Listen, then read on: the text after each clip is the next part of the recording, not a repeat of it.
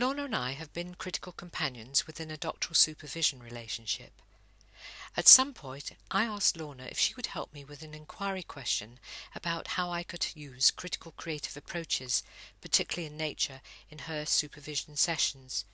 She eagerly agreed, and what turned out to be a co-learning through a co-inquiry was really powerful for us both. The story to which this background relates takes place when Lorna was a strategic leader in the Health Service Executive in the Republic of Ireland.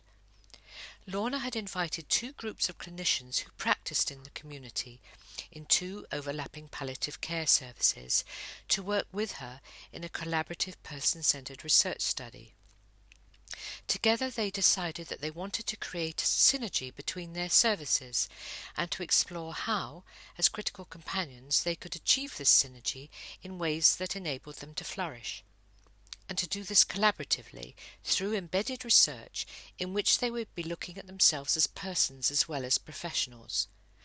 So right from the start, Lorna embodied the critical companionship process mutuality, that is, working in partnership. Early on, Lorna intuited that her companions would need help to step out of their usual ways of working, thinking and relating if they were going to achieve their goal of synergy and human flourishing. So she created space and conditions for this by suggesting that at their next meeting they go for a walk in the woods. So I was then able to be fully fledged on my own as a critical companion when I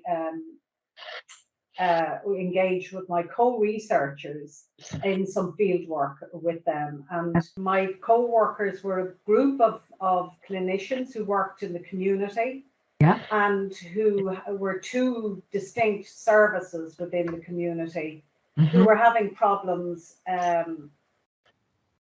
creating synergy between both community services.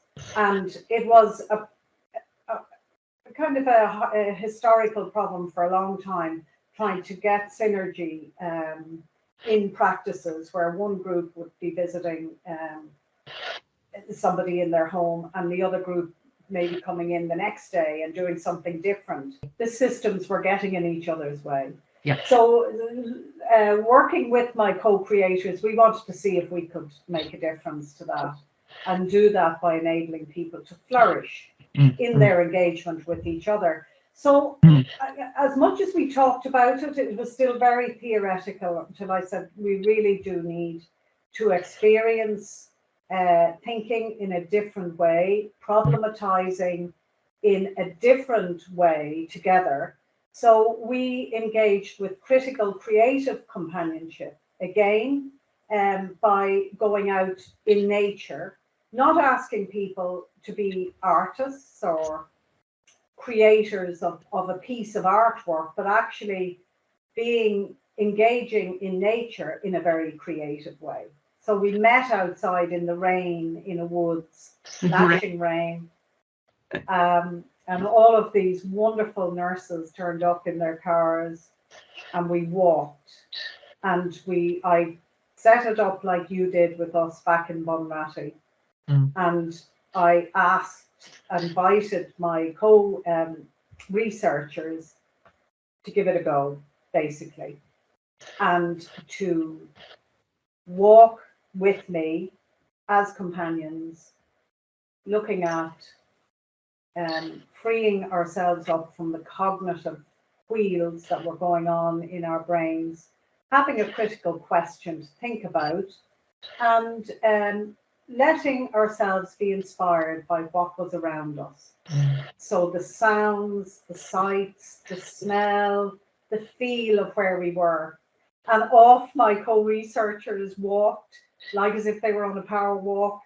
And I just stopped. I could see this happening, and I just stopped and role modeled critical companionship. It was very, very powerful because they kind of stopped. They were off in a line, following each other, walking away like they would normally when they go out for a walk.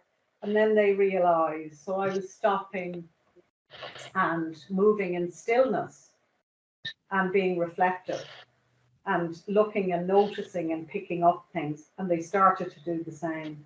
And we walked and we had this fantastic hour-long walk that felt like 5 minutes in an amazing place where the smells were so strong, because when rain falls on wood and leaves, so strong, very powerful. And when we reconnected gently and shared what came up from us, wow, was it powerful.